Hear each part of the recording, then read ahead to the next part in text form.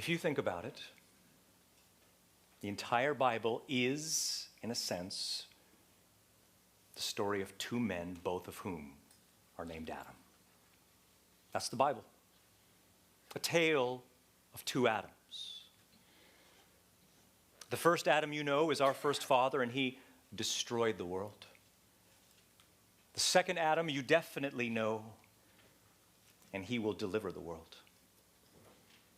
The first Adam sunk the human race into rebellion and sin. The second Adam will save his people out of rebellion and sin. You see, what the first Adam broke, the second Adam will fix.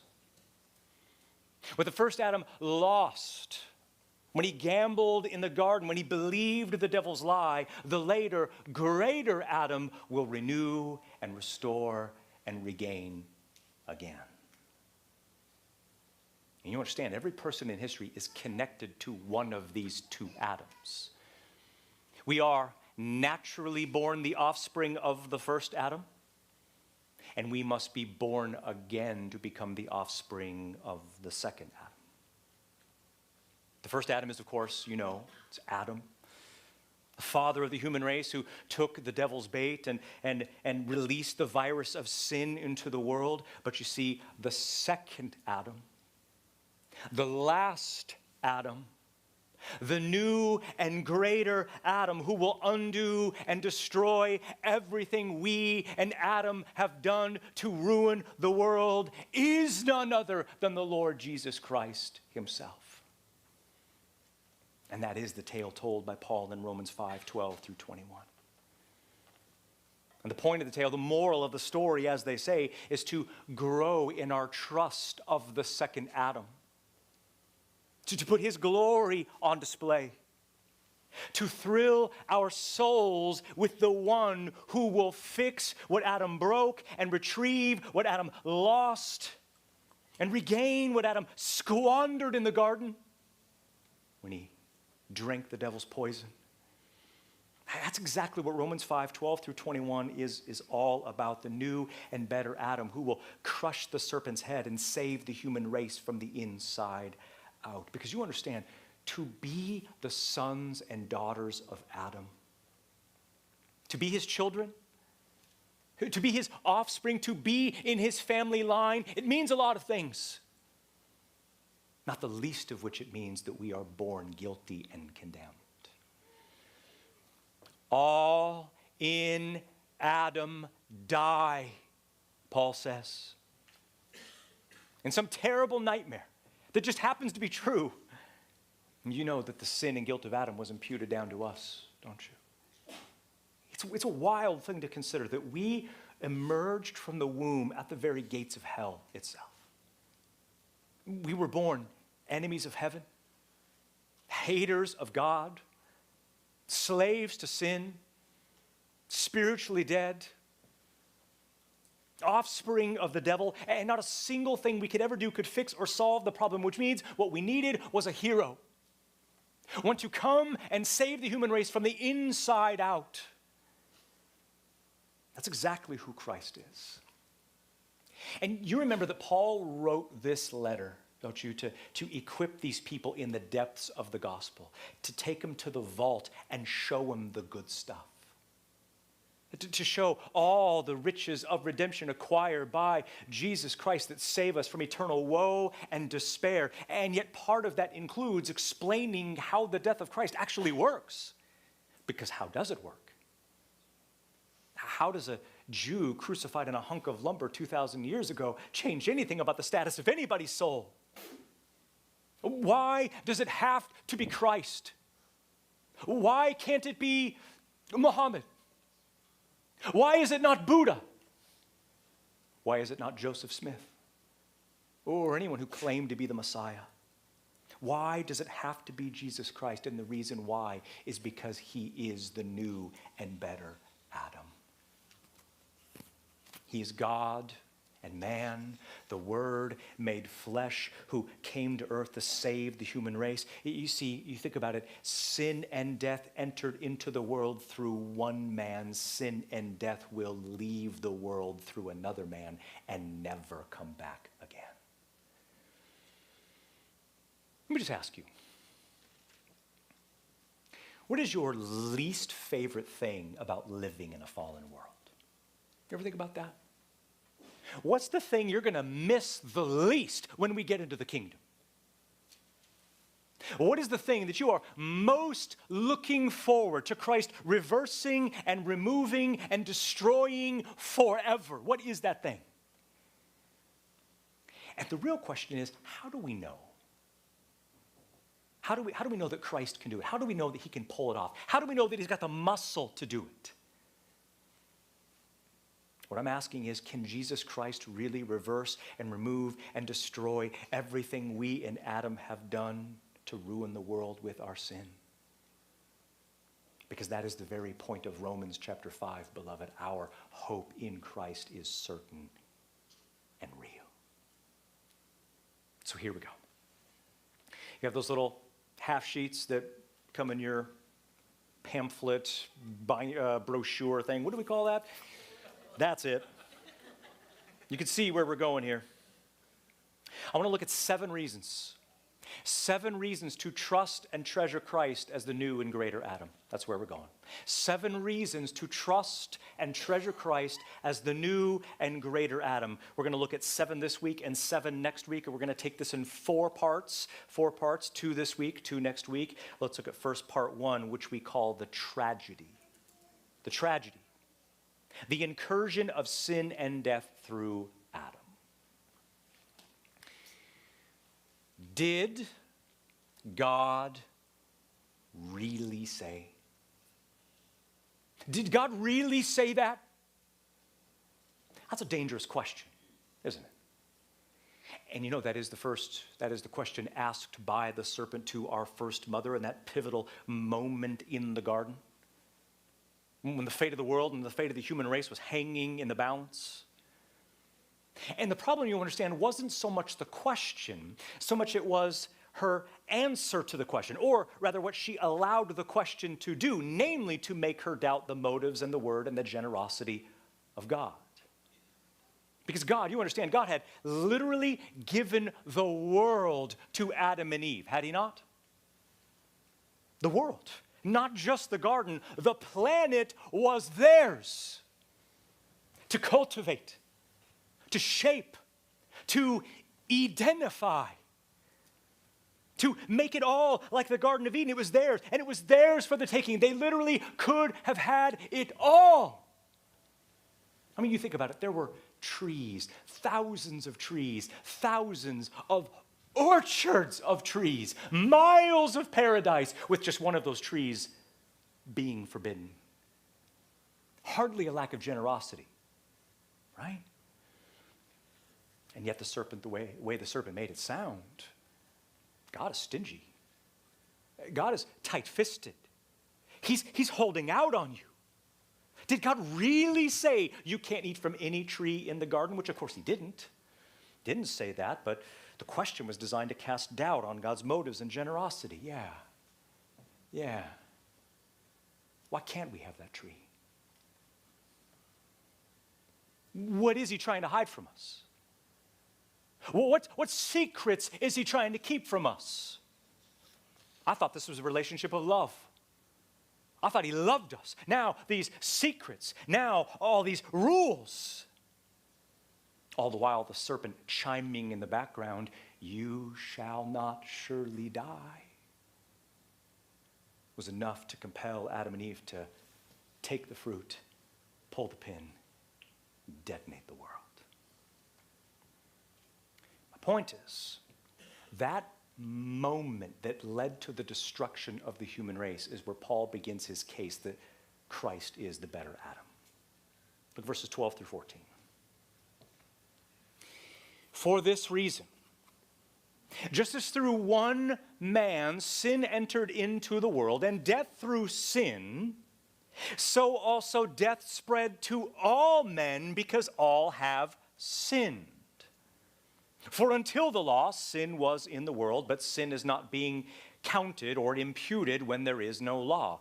But, or nevertheless, death reigned from Adam until Moses, even over those who did not sin, in the likeness of the offense of Adam, who is a type of the one to come. And there it is at the end of verse 14. Do you see it? Adam was a type of Christ. Adam was a type of the one to come. What does that mean? It means from the very beginning, God designed that Adam would be a picture and a portrayal and a preview of the one who would be like him, but infinitely greater than him. One who would resemble him, but would infinitely surpass him in every possible way. More on that later, but for now, look at verse 12. I think it's interesting. Paul puts sin in the context of history. Here is why the world is such a mess and why we are the way we are. Paul says, for this reason. Stop there. Do you see the logic? Paul is about to prove what he just said in verses 9 through 11, and what he just said is that we are justified by his blood. We are saved from his wrath. We are reconciled to God. We will boast in God forever and ever. Do you remember that? So those are some of the riches bought with the blood of the Lamb. And the point is, listen carefully, from verse 12 to the end of the chapter is the logical proof that all of that stuff is real and not pretend. You see, justification is real. Our freedom from wrath is real. Our reconciliation with God is real. And the proof that it is the new and better Adam, who will fix what Adam broke. And what Adam broke was everything. Look at verse 12 again. Just as through one man sin entered into the world, and death through sin, so also death spread to all men because all have sinned. And you see the logic. We sin and die because Adam sinned and died. Do you see? There once was a time when sin didn't exist. There once was a time when death was not in the world. Now sin and death fill and rule the world because Adam exchanged the truth of God for a lie. And so through one man, sin entered into the world. And here, I think it's really clear that Paul assumes the Genesis account to be true, doesn't he? In fact, this entire text assumes and even demands a literal Genesis account, a literal first man named Adam, a literal fall and rebellion, a literal Redeemer and Savior who will fix what Adam broke. In fact, the Bible doesn't even make any sense at all without every word in Genesis taken as literal, historical, and theological fact. Bottom line, you lose Genesis, and you lose everything. Paul's entire argument, and even the plan of redemption itself, hangs on a literal man named Adam who leaked the virus of sin into the world. The whole Bible, including Christ, believes that this was true and real, and we should too, because the Word of God is true and dependable. And maybe you wonder, okay, well, why does it say the first through one man and not through a woman? I thought Eve was responsible for bringing sin into the world. I mean, after all, she was the one deceived by the devil, and yet do not forget, Adam was created first, wasn't he? To lead the world in worship, to lead the world as the head of the human race. You see, listen carefully, it was up to him to either preserve the state of joyful perfection through his obedience, or to plunge the human race into guilt and destruction through his disobedience. And we've lived here long enough to know that Adam chose option B.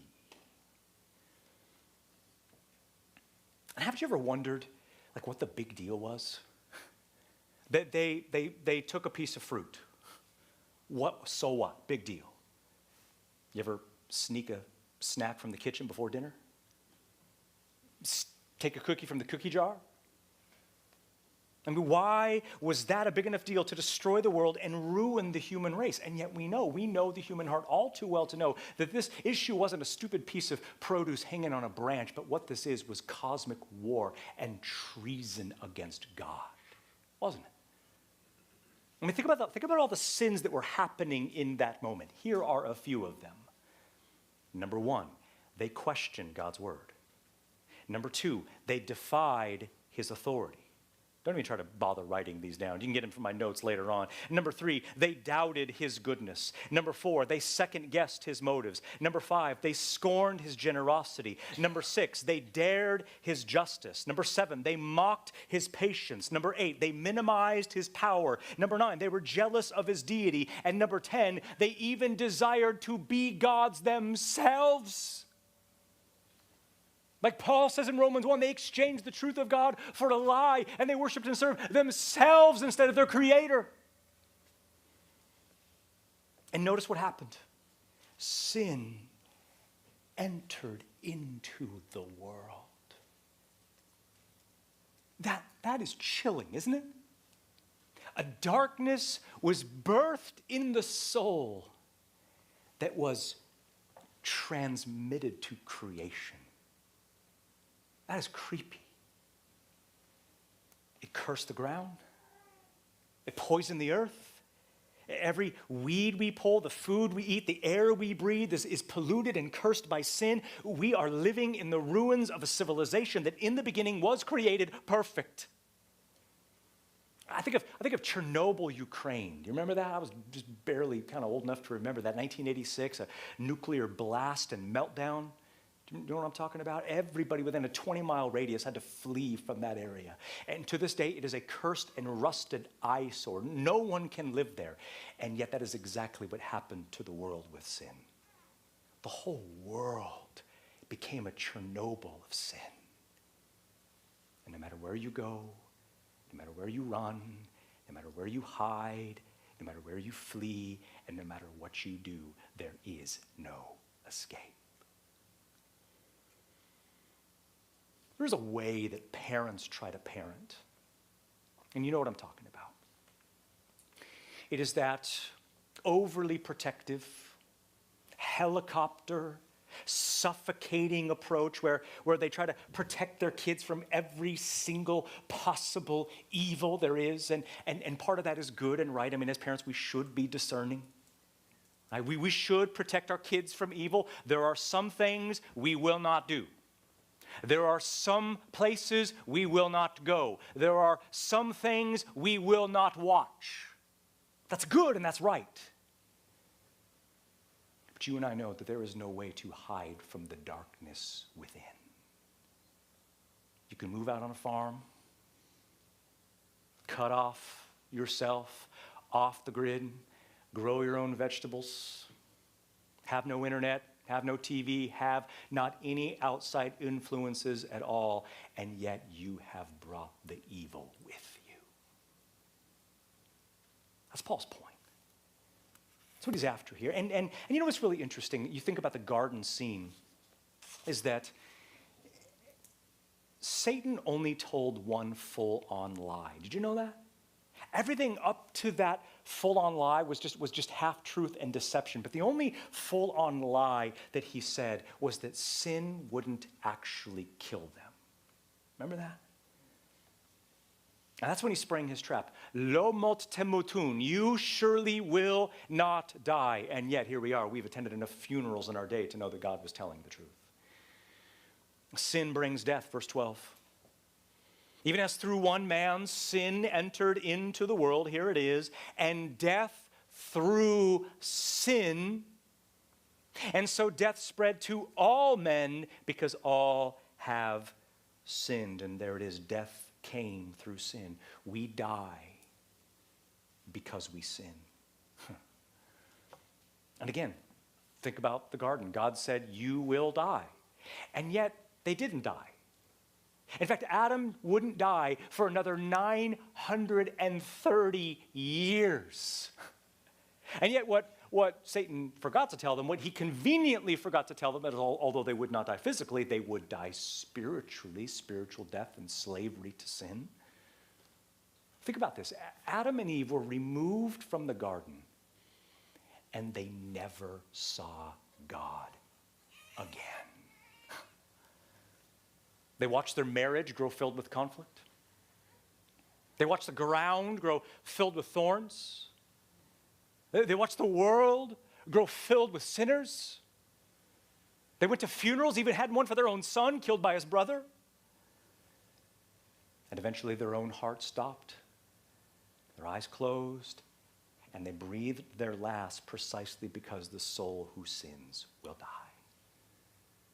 The wages of sin is death. And Paul's clear, isn't it? It's really haunting that the power of Adam's sin was far more far-reaching than just his own personal discomfort, wasn't it? We tend to think of sin as individual. Well, you shouldn't sin because it really makes you feel miserable. Well, that's true. But the power of sin reaches beyond that of the individual. And here we see death spread to all men because all sinned. It's interesting. It's fascinating. Although you and I were not there in the garden to sin personally, sin had the power to reach beyond that of Adam and with us all, crush us in the jaws of death. We sin because we die, because all have sinned and all will die. And that is the story of the world. That's why things are the way they are. And that just makes the world make sense, doesn't it? I mean, sin was not invented by religious people to keep the population controlled. Hear that objection? Death is not the result of evolutionary chance or natural selection. Rather, sin is a crime against God, the darkness of which has the power to condemn us to hell forever. Which means we need a new and better Adam to come. But the thing about being in Adam, it's actually worse than you think. It's worse than you think. Look at verse 13. You see, it's not just that we are defiled on the inside, but we're actually condemned in the cosmic court of God himself. Verse 13. For until the law, sin was in the world. But sin is not being counted or imputed when there is no law. And I admit that verse is tricky. But the point is, listen carefully, even before God gave the law to Israel, like the 10 Commandments and beyond, you know what I'm talking about? Even before that, sin was already in the world, infecting every human being. And the point is this. People didn't need the law to sin against to be guilty of sin before God, right? The ancient pagan in the desert who never heard the words, do not covet, do not steal, have no gods before me. Even if he never heard those words, he's still guilty of doing those things because sin is still sin and God is still God, regardless of what you know. Which is what he means when he says sin is not imputed when there is no law. You see that in verse 13? The point is very simply this. Listen carefully. As the human race spread throughout the earth, everybody died, right? But you see, it wasn't obvious that people died because they were guilty of sin. As people got further and further away from God, and as they got further and further away from the garden, the connection between their own personal guilt and their death was fuzzy and ambiguous. And so the whole point of the law was to make your sin explicit. It said out loud who your sin is against. But his point is, even if you're ignorant, even if you have no idea who God is, and you have no idea of anything that he said, you are still guilty. Which is why we do missions, isn't it? And tell them of the second Adam. Because notice verse 14, this is scary.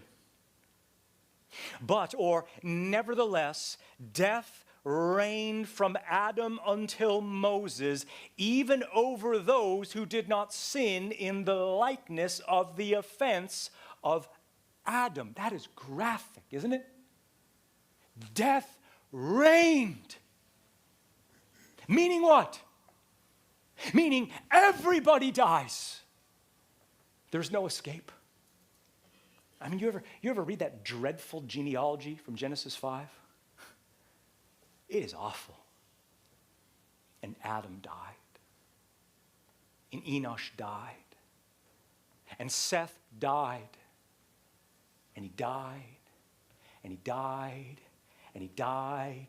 And he died. And he died. And he died. And he died. And he died. What is the point? Everybody dies.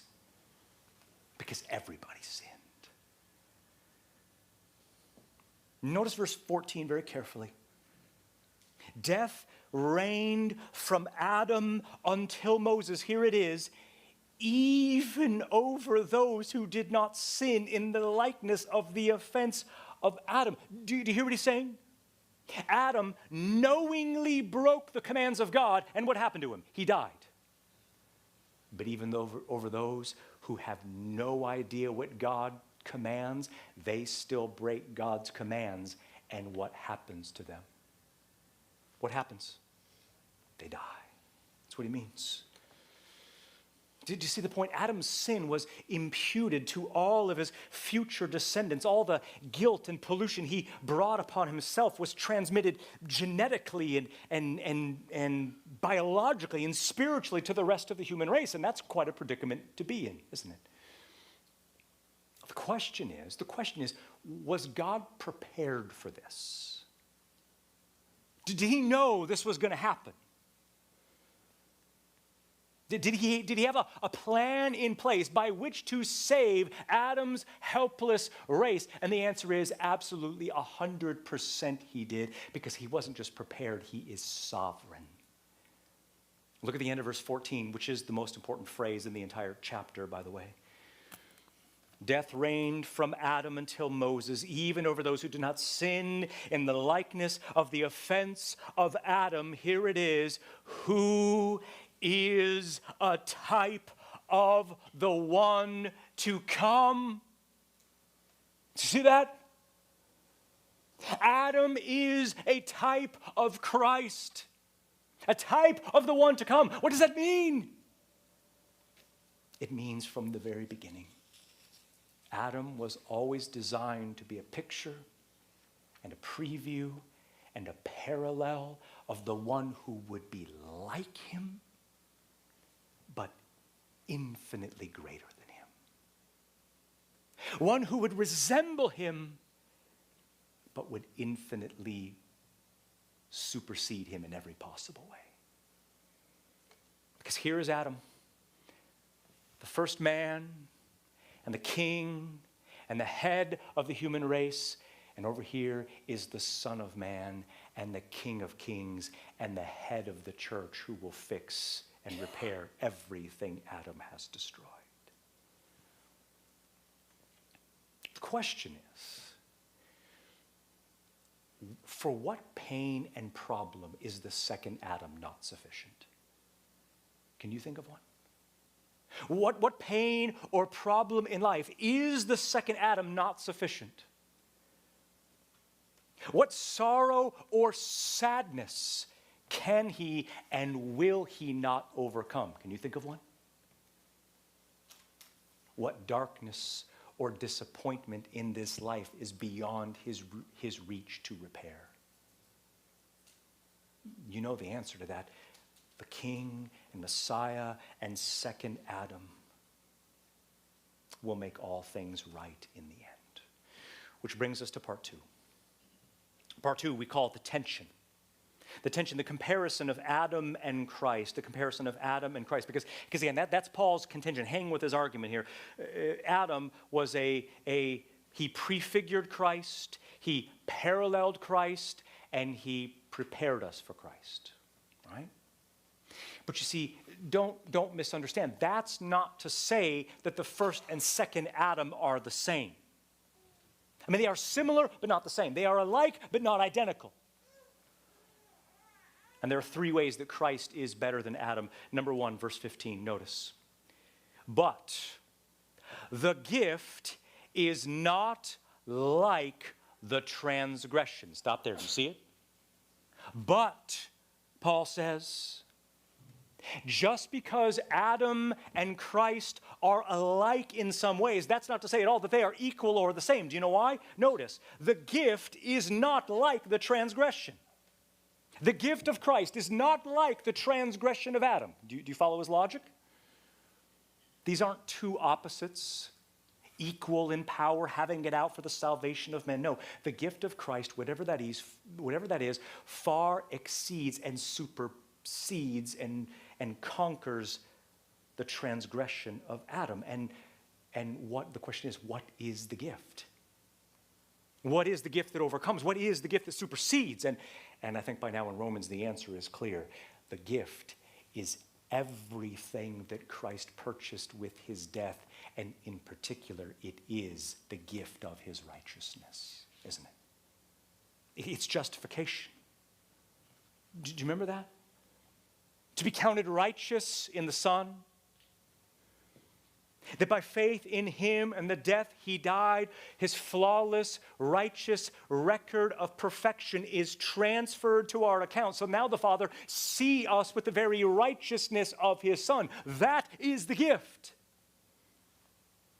And that's a really fitting name for justification, right? It is a gift in every single possible way. It is all of God and nothing of us, with not a single work of merit added to the pile. You understand, and you are ready to take a bullet for, I hope, that salvation is sola gratia, grace alone. And the thing about grace is that it is so much better than Febreze. Remember Febreze? That spray that covers up icky smells? You know it doesn't actually solve the problem, right? You know, and I looked this up, it doesn't actually even get rid of the scent at all. Get this, it only chemically prevents the perception of the scent. It's still there, and you're still breathing it in, you just can't tell. It just covers over the smell in a superficial way. And the point is, that is not what grace does.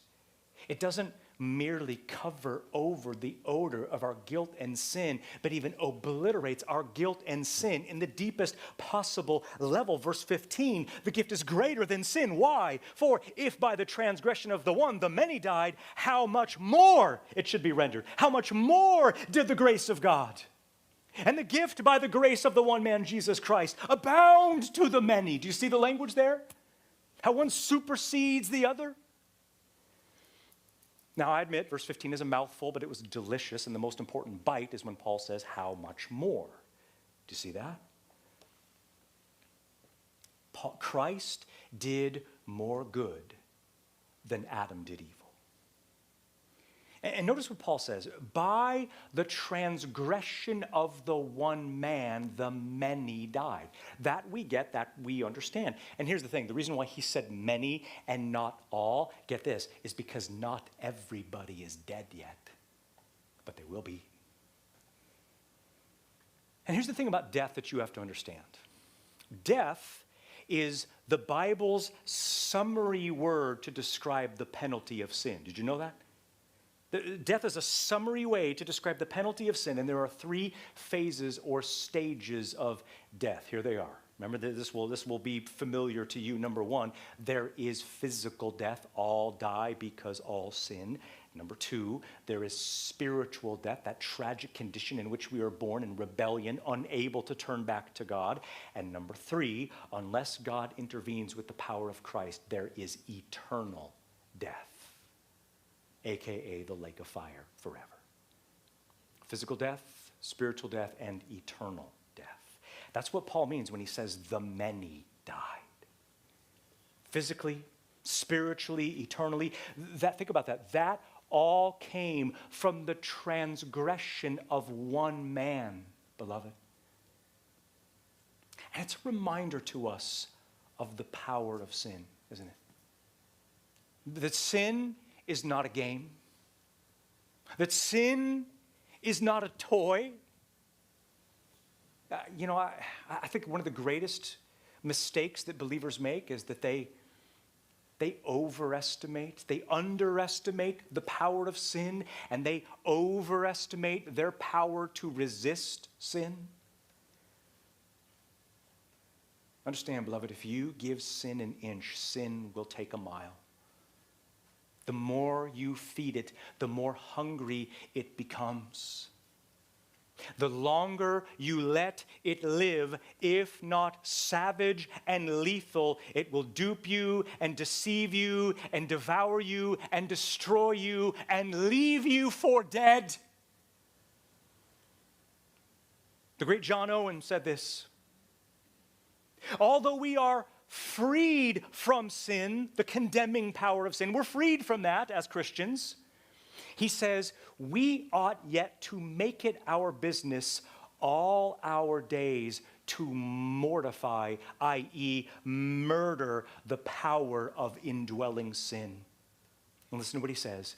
Make it your daily work. Cease not a day from this work. And here it is.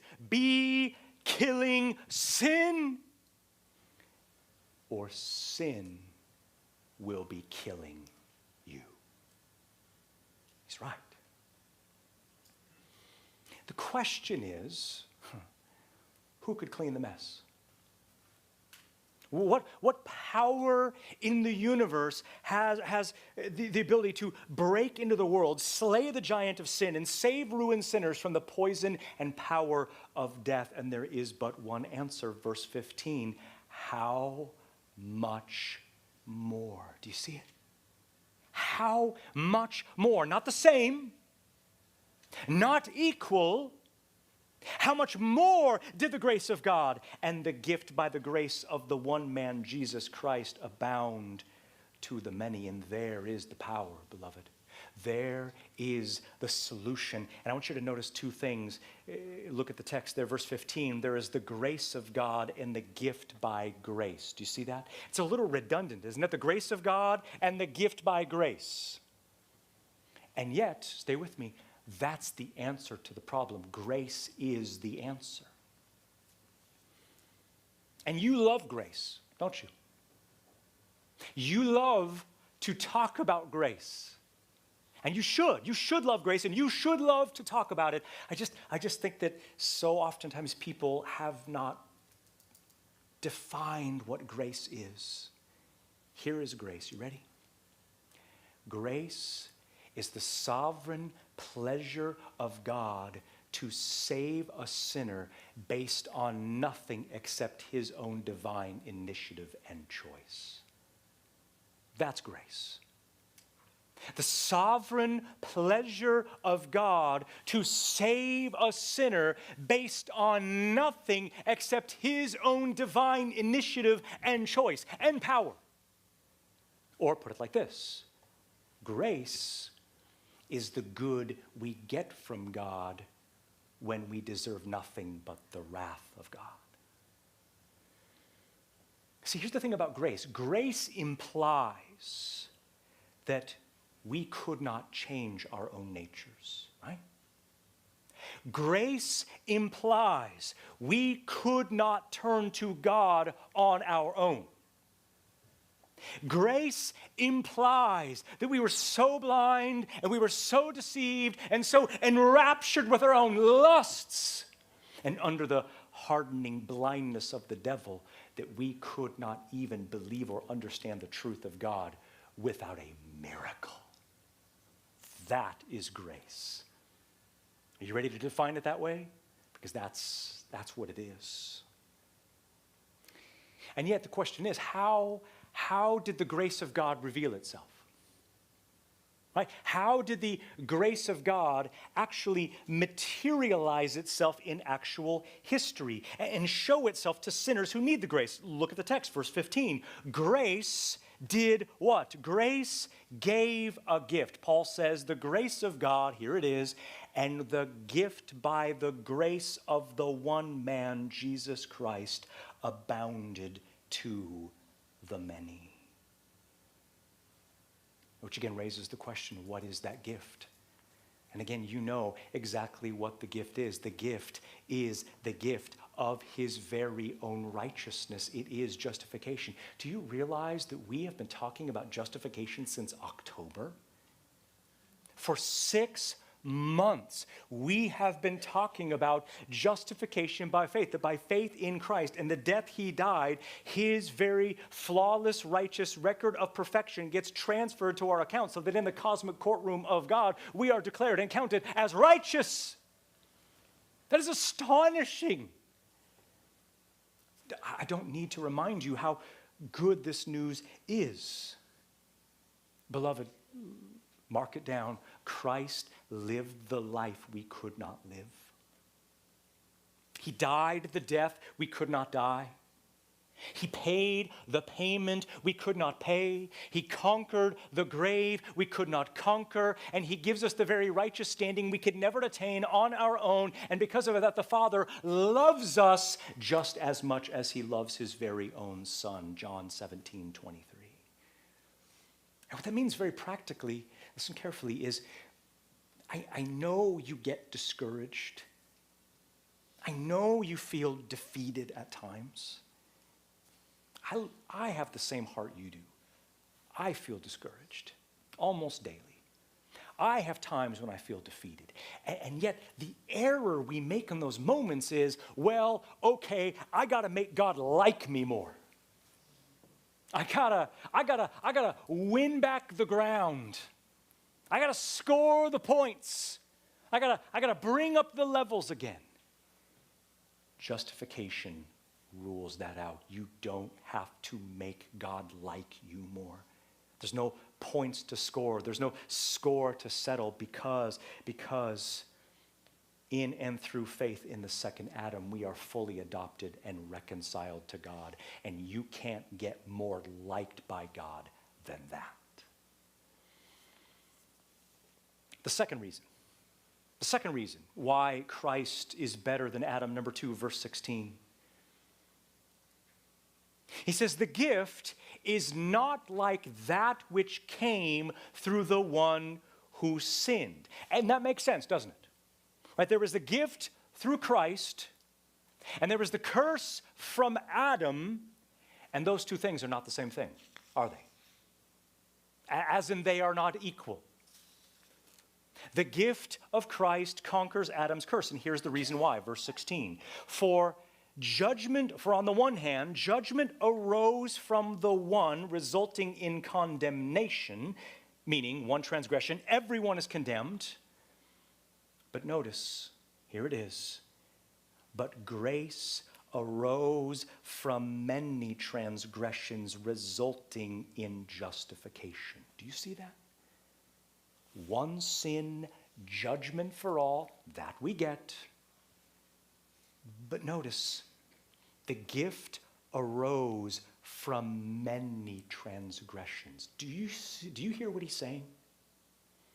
He's saying that as God looked at the landscape of human history, at the centuries and centuries and centuries of sin and defiance and idolatry and rebellion, God's response was to do what? To give a gift in the face of all that. And what was the gift? You know it.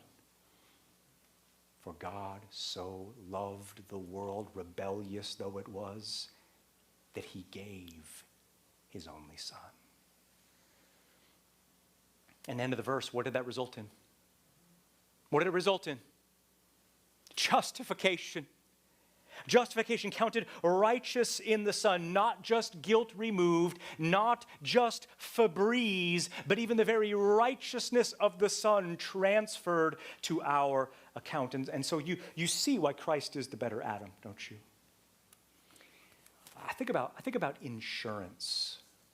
Insurance is a weird thing, isn't it? Feels a little scammy to me, but that's okay. So it's very much a fallen world thing. Someone wrecks your car. Fire burns your house, and what does insurance do? They come and assess the damage, and then you get a check for exactly the amount that you need. It's called the fancy word is replacement cost value. You get exactly what you need to get you where you were beforehand, and no greater than that. And there are exceptions to that sometimes, most of the time not. It gets you where you are, and so you are exactly where you were before, no greater than that. And the point is, the Father did not do replacement cost value. Our one-room studio apartment burned to the ground, and now we have mansions of glory. Do you see? The second Adam triumphs over the first. The gift is greater than the curse. And one of the things, and I think it's just important for us to remember this, one of the things that makes Christ so great and so superior is how accessible he is. Right? I mean, yes, he does have all authority in heaven and on earth. Yes, he is far above all rule and authority and power and dominion and every name that is named, not only in this age, but also we need to remember that he is near and present in and through his word. Right? In fact, through the Spirit, he is in you. He is in you. You just got to believe, beloved, that for every issue of life and the soul, the second Adam, Jesus Christ, is the answer to everything, including your future. Because did you know that you and I were made to be kings? Did you know that? That our original occupation on the planet was to reign? You read the Genesis account and it is clear. Adam and Eve and all their descendants and all their offspring were made to reign on the earth. And so here we are, kings and queens, unemployed, disqualified, on probation. But mark my words, the day is going to come when you and I will reign again. Look at verse 17. This is reason number 3. We're almost done. Reason number 3, Christ is better. Verse 17, for by the transgression of the one, death reigned, or through, by one transgression, death reigned through the one. And there it is again. We were made to reign. I mean, think about how chilling this is. You and I were made to reign, and instead of that, mankind is ruled by an inner darkness within that has the power to condemn him forever. That's our predicament. And beloved, we have forgotten how weird cemeteries are.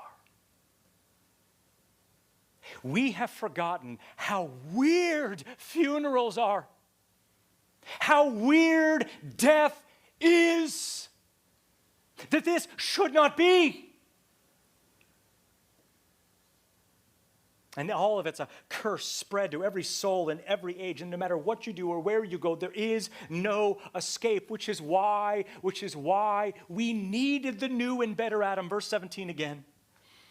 But if by the transgression of the one death reigned through the one, here it is, how much more shall those who receive the abundance of grace and the gift of righteousness reign in life through the one, Jesus Christ. Do you see it? Those who receive the abundance of grace will do what? What does it say? Will reign. Hear the future tense? Will reign. Those who receive the abundance of grace and the gift of righteousness will reign in life through the one, Jesus Christ. You say you gotta receive the righteousness. You gotta receive the grace. And I think now is as good a time as any to ask you: have you received that righteousness? Have you? I'm totally serious. Have you received that grace? And you know what he means by receive, right? He means the empty hands of faith, the empty, desperate, trembling hands of saving faith with nothing to give and everything to gain. Have you received that? What I'm asking is, have you despaired in your worthless works to save you? And have you cast yourself upon Jesus Christ alone for his saving righteousness? Have you done so? Because you understand, mankind lost his reign upon the earth, and he will regain his reign upon the earth. 2 Timothy 2:12, we will reign with Christ. Revelation 5:10, we will reign upon the earth. The question is, and I end with this, how do we know? How do we know he can do it? How do we know he's got the muscle to pull this thing off? Can Christ really remove and reverse and destroy everything we and Adam have done to ruin the world with our sin? And to persuade you that he can, I leave you with 7 very quick reasons to trust and treasure Christ. They're in your notes if you got them. 7 reasons to trust and treasure Christ as the new and greater Adam. Number 1, beloved, we trust and treasure Christ because he is God in human flesh. Right? The image of the invisible God, the fullness of deity in bodily form, the Word made flesh, God incarnate as a man, and therein lies the foundation of our worship. Number 2, we trust and treasure Christ for being sinless and perfect. For being sinless and perfect. Unlike Adam, he never sinned. He never gave in. He is, Hebrews 7:26, holy, innocent, undefiled, separated from sinners, exalted above the heavens, and therein lies the foundation of our justification. If he were not righteous, he could not make others righteous. Number 3, we trust and treasure Christ for going to the cross. For going to the cross. Although being in the form of God, Philippians 2, he took the form of a slave. And becoming in the likeness of men, and being found in appearance as a man, he humbled himself by becoming obedient to death, even death on a cross. And therein lies the joy of our soul and our hope for the future. Number 4, we trust and treasure Christ for bearing the wrath of the Father. Church, he drank the ocean of fire. The poison cup of the anger of God, and he drank it all the way down to the end, all so that we could be reconciled to God. Number 5, we trust and treasure Christ because he purchased our forgiveness. That is the infinitely long criminal record of sins buried in an ocean of reconciling blood. Ephesians 1:7. In him we have redemption through his blood, the forgiveness of our trespasses according to the riches of his grace. Hang in there. Number 6, we trust and treasure Christ because he freed us from slavery. That's called redemption. And it means that Christ freed us from the slavery of sin by the payment of a ransom price. Although life is war and sin is hard and the flesh is weak, we are freed from the prison and dominion and slavery to sin. Which means true, lasting victory over sin is not merely a possibility, but a profound and inevitable reality. And number 7, we trust and treasure Christ because he gave us his righteousness, right?